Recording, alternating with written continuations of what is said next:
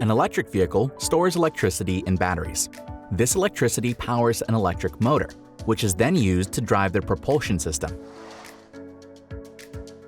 To easier understand the basics of an electric vehicle, let's compare it to a conventional combustion engine vehicle.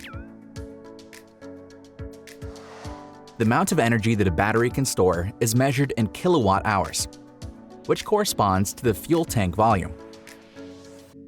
When charging the batteries, the charging capacity is measured in kilowatts, which can be compared to liters per minute. So kilowatt hours is the amount of energy the battery can store, while kilowatts is the rate at which the battery can be charged. Now, let's look a bit closer at the components of an electric vehicle. We start with the motor, an AC motor driven by an alternating current. Electric charge in alternating current, AC, changes direction periodically. The electric motor works by converting electrical energy to mechanical energy to create motion. Force is generated through the interaction between a magnetic field and electric AC current. This is why the electric motor gives you an instant response.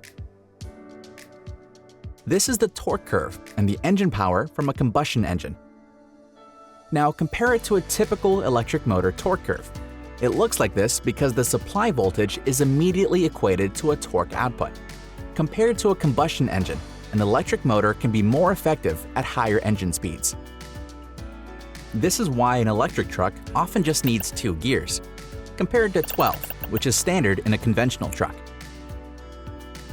Now, let's move over to the inverter. The inverter converts DC power from the battery to AC power used in the motor. DC is a linear electrical current. It moves in one direction. The inverter can change the speed at which the motor rotates by adjusting the frequency of the alternating current. It can also increase or decrease the torque by adjusting the amplitude of the signal. When the vehicle is braked, the motor generates power, which is sent back to the inverter battery and transformed to DC before it feeds the battery. Moving on to the battery. Just as a fuel tank, the battery stores the vehicle's energy. It is often composed of many hundreds of small, individual cells arranged in a combined series and parallel configuration. Each cell has a nominal voltage of 3 to 4 volts, and each cell can store a certain amount of energy to achieve the desired voltage and capacity in the final pack. A vehicle can have several of these battery packs on board, adding up to the total capacity. The level of charge of an electric battery relative to its capacity is called state of charge. This is expressed in percentage from 0 to 100, where 0% is empty and 100% is full. But in reality, a battery cannot be completely discharged. That would ruin it.